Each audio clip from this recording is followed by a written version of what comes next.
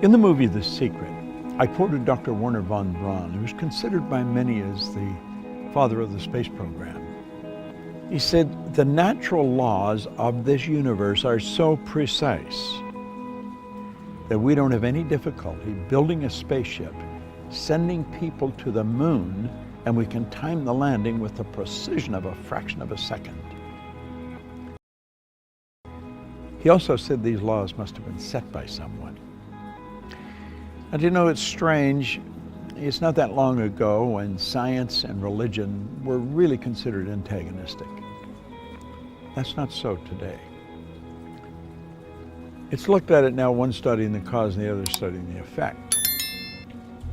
And von Braun said, after studying the spectacular mysteries of the cosmos for many years, he had arrived at the firm conviction that there is a God. I see the laws as God's modus operandi. It's how everything happens. The Secret was based on the concept of the law of attraction. And because the movie went viral, it was all over the world, everyone everywhere was talking about the law of attraction. People writing books on it that don't really understand it, people speaking on it that many of them advertise their ignorance when they talk about it. I'm of the conclusion that attraction is not really understood in any depth by most people. Now, I've studied this every day for 50-some years. And I can assure you, attraction is a law, but it's a secondary law. The primary law is the law of vibration. The law of vibration is one of the basic laws of the universe. It decrees that everything moves, nothing rests. We literally live in an ocean of motion.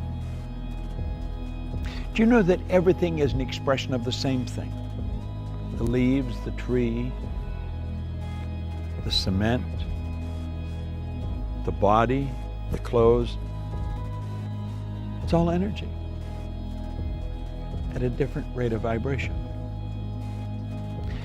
You see, your body is a molecular structure in a very high speed of vibration. Your brain is an electronic switching station. Your brain does not think, but you think with your brain. There's a difference. As you activate brain cells, you set up a vibration in your body. For me to just move my hand like that, I had to activate brain cells or my hand wouldn't have done it. If a person's had a stroke, where the blood just stops going to a section of the brain, those brain cells become dead. The movement in the body, in that part of the body that is controlled by those cells, stops. Vibration is something that must be understood if you're going to take control of your health. It must be understood if you're going to take control of your relationships. It must be understood if you want to become wealthy. And if you want to really master the art of selling, vibration is an essential. You've got to understand it. And yet almost all the sales training programs that are done worldwide have nothing about the law of vibration in them. As Robert Louis Stevenson said, everybody's selling. You're selling an idea, a product, or a service. And it's true. The teacher's selling the student. The parent's selling the child's selling the parent. Well, what do we mean selling? Well, the professional salesperson understands that selling is doing something for someone, not to someone. And the professional will sit down and they will get to know the prospect. They will find as much about the prospect as they can. They will have permission to ask the prospect questions. They will gather a lot of information and they find out where the prospect wants to go, what they want to accomplish. They mentally get on the prospect's frequency and help the prospect go to where they want to go.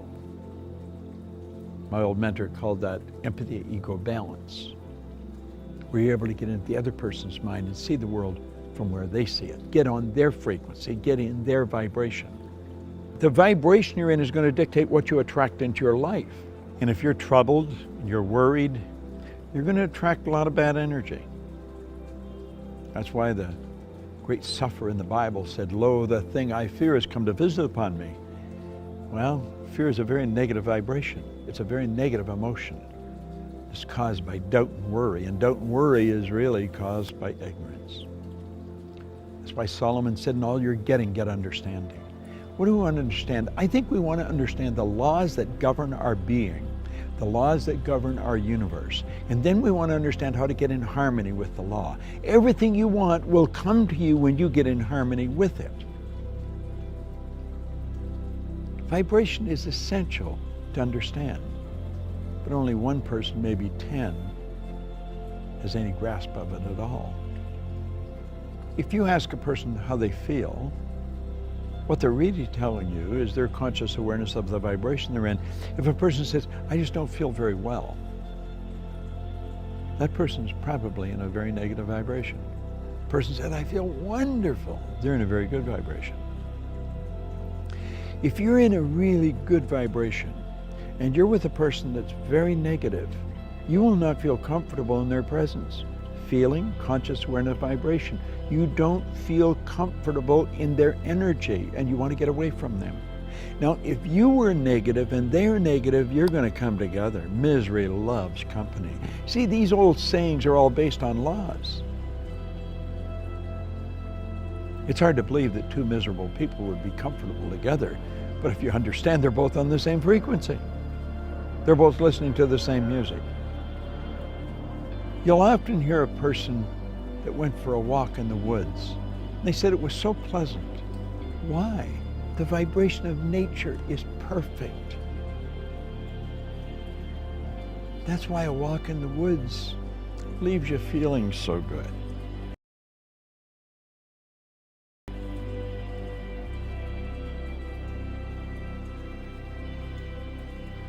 What do you understand about the law of vibration? That's a good question to ask yourself. I'm going to give you a small exercise. The next time you're around a person that's complaining about anything, or that obviously it doesn't feel very well, start changing the subject. Start talking to them, about something good about them. Compliment them, but make it a sincere, merited compliment, not false praise, no flattery. Pick out something good that they do and slowly turn the subject around to that. Let them know how much you admire how well they do it. And you know something? Like that, their energy will change. You have caused them to change their vibration. Now, the beautiful truth about this, when you do it, you'll learn how to do it to yourself when you're not feeling very good. That's the beautiful truth. We are in control of how we feel. I was reading something by Viktor Frankl, the author of Man's Search for Meaning, a Viennese psychiatrist, spent the war years in a concentration camp. He said, in every situation, there is a space between the situation and how you respond to it. And in that space, you can decide how you're going to respond. Now, that space may only be a millisecond, but in that space, you can decide, are you going to react or are you going to respond? Think of it. In every situation, between the situation and your response, there is a space. And in that space, you can decide how you're going to respond. Vibration is something that I love studying. When you're in a restaurant or in a store or any place where the energy is really good, you feel very comfortable. It's the vibration in the place. You've gone into a restaurant and sat down, and before you ordered anything, all of a sudden you don't want to eat there. Why? It's the energy, it's the vibration of that place. You should get up and leave. Go where you feel comfortable. Do what makes you feel good. That's why people that are doing what they love never have to work again. They spend their whole life in a wonderful vibration. The person who truly understands how to pray puts himself in a wonderful vibration. I want to suggest you study it. And understand this, you will attract to you whatever you're in harmonious vibration with. You are in control of the vibration you're in.